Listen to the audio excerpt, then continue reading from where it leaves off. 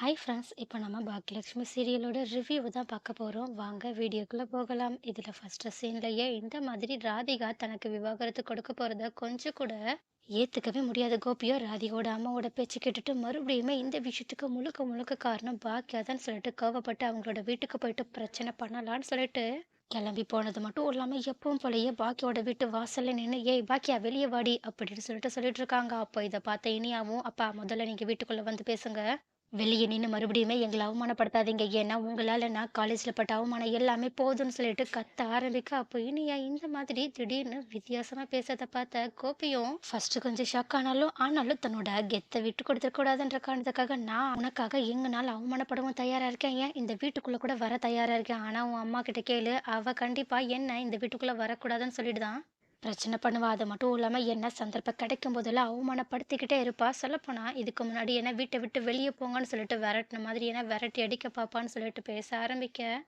அப்போ இதை கேட்டுட்டு பின்னாடி திரும்பி பார்க்கும்போது அப்ப கரெக்டா அங்க வந்து நின்ன பாக்கியாவை இதுக்கு முன்னாடி இனியா சொன்னது எல்லாத்தையுமே யோசிச்சு பார்த்துட்டு நம்மளால நம்மளோட குழந்தைக்கு கஷ்டப்பட வேண்டாம்னு சொல்லிட்டு எப்பவும் போலயே அவங்களோட பசங்களை பத்தி நினைச்சு பார்த்துட்டு இனியா கிட்ட உன்னோட அப்பாவை நீ உள்ள கூப்பிட்டும் பேசலாம், வெளியே நிக்க வச்சும் பேசலாம். இதுல நான் கண்டிப்பா எந்த ஒரு பிரச்சனையும் பண்ண மாட்டான். சொல்லப்போனா கோபியை இந்த வீட்டை விட்டு வெளியே போங்கன்னு சொல்லிட்டு என் வாயில இருந்து கண்டிப்பா கடைசி வரைக்கும் ஒரு வார்த்தை கூட வராது. இது நான் உனக்கு கொடுக்குற வாக்குன்னு சொல்லிட்டு சொல்ல உடனே இதை கேட்டுட்டு இனி அவன் கோபி கிட்ட ரொம்பவே கோபத்தோட அதான் அம்மா சொல்லிட்டாங்கல்ல, இப்ப வீட்டுக்குள்ள வந்துட்டு என்ன பிரச்சனையோ அதை பத்தி பேசுங்கன்னு சொல்லிட்டு சொல்ல உடனே கோபியும் சரின்னு சொல்லிட்டு வீட்டுக்குள்ள போயிட்டு இனியா கிட்ட ஆமா நீயும் ஜெனியும் என் வீட்டுக்கு வந்துட்டு ராதிகா கிட்ட என்ன பேசுறீங்க? ராதிகா இப்போ செம்ம கோவத்துல இருக்கா. அது மட்டும் இல்லாம அவ எனக்கு விவாகரத்தை கொடுக்க போற நிலைமையில இருக்கா. அது மட்டும் இல்லாம நீங்க எதுக்காக பொய்யும் இந்த பாக்கியா சொல்ற பேச்செல்லாம் கேட்டுட்டு என்ன தப்பா நினைச்சிட்டு என்கிட்ட வந்து பிரச்சனை பண்ணிட்டு இருக்கீங்கன்னு சொல்லிட்டு அவங்க கிட்ட நியாயம் இருக்கிற மாதிரியே பேச ஆரம்பிக்க. ஆனா இனியாவோ அப்பா நீங்க தான் இந்த மாதிரி கெட்டுப்போன கறிய அம்மாவோட ரெஸ்டாரண்ட்ல இருக்க பிரியாணில கலந்தீங்கன்னு சொல்லிட்டு எங்களுக்கு எல்லாருக்குமே தெரியும். அதனால இதுக்கப்புறமும் அதை நீங்க பண்ணலன்னு சொல்லிட்டு எங்ககிட்ட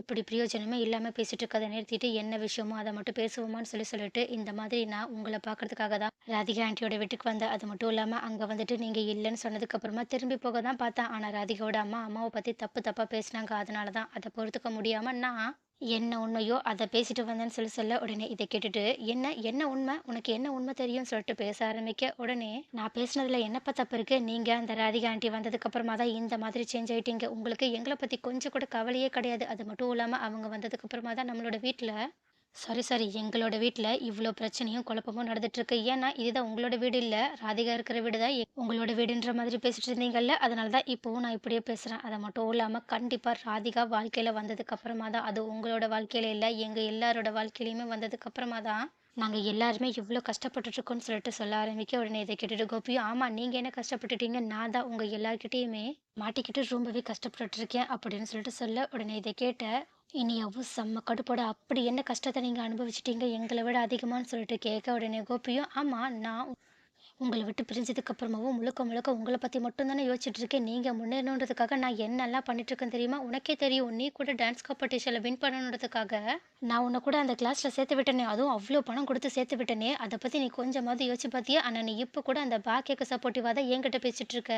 அது மட்டும் இல்லாம நான் அந்த பாக்கியாவால தான் இந்த வீட்டையும் இழந்தேன். அது மட்டும் இல்லாம என்னோட பிசினஸ்லயுமே அவ்ளோ பெரிய லாஸ சந்திச்சேன்னு சொல்லிட்டு அப்படியே அவங்களோட முட்டாள்தனத்தால நடந்த எல்லா விஷயத்துக்குமே காரணம் முழுக்க முழுக்க பாக்கியா தான் சொல்லிட்டு அவங்க மேல பழிய போட்டு பேசிட்டு இருக்கா. அப்போ இது எல்லாத்தையுமே கேட்டுட்டு இருக்க பாக்கியா, பேசுங்க நீங்க என்னனாலும் பேசுங்க.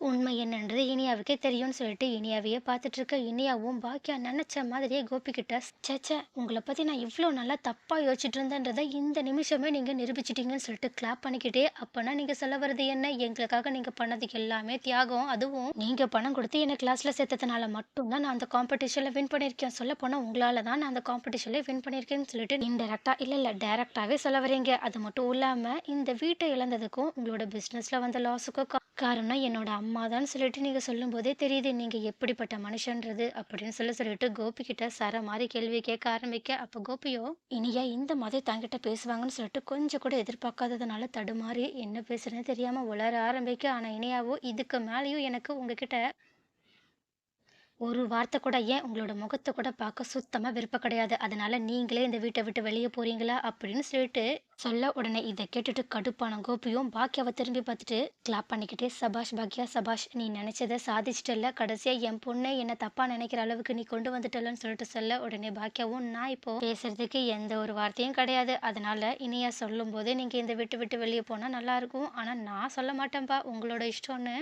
சொல்லிட்டு அவங்க பாட்டுக்கு இனியாவ பார்க்க, இனியாவோ கோபிகிட்ட இதுக்கு மேலேயே இங்க நிக்க நீங்க அவசியம் கிடையாதுன்னு சொல்லிட்டு பாக்கிக்கிட்ட, "அம்மா தயவு செஞ்சு என்ன மன்னிச்சிடுங்கம்மா. இந்த மாதிரி ஒரு ஆளுக்கு சப்போர்ட் பண்ணி நான் ரொம்ப பெரிய தப்பு பண்ணிட்டேன். அது மட்டும் இல்லாம உங்களையுமே ரொம்பவே கஷ்டப்படுத்திட்டேம்மா. இதுக்கப்புறமா நான் அந்த மாதிரி நடந்துக்க மாட்டேன்." அப்படின்னு சொல்லிட்டு பாக்கிய கிட்ட போயிட்டு மன்னிப்பு கேட்டது மட்டும் இல்லாம, "இவங்களுக்கு நீங்க டிவோர்ஸ் குடுத்தது ரொம்பவே நல்லதும்மா. அது உங்களுக்கு மட்டும் இல்ல எங்களுக்குமே நல்லதுன்னு" சொல்லிட்டு இவங்களோட சுயரூபம் எனக்கு இப்பதான் தெரிய வந்துச்சு. ஏன்னா, இவங்க பண்ணதுக்கு எல்லாத்துக்குமே முக்கியமான காரணம் உங்கள ஜெயிக்கணுன்றதுக்காக மட்டும் தானே தவிர, எங்க மேல இருக்க பாசத்தால இல்ல.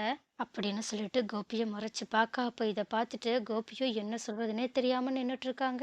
ஸோ ஃப்ரெண்ட்ஸ், இனியா இப்படி திடீர்னு கோபியோட உண்மையான ரூபத்த தெரிஞ்சுக்கிட்டு, பாக்கியக்கு சப்போர்ட்டிவா பேசுனத பத்தி நீங்க என்ன நினைக்கிறீங்க? அது மட்டும் இல்லாம இனியா இந்த மாதிரி புத்திசாலித்தனமா பேச வாய்ப்பு இருக்கா? இல்லையான்ற விஷயத்த கமெண்ட்ல சொல்லுங்க.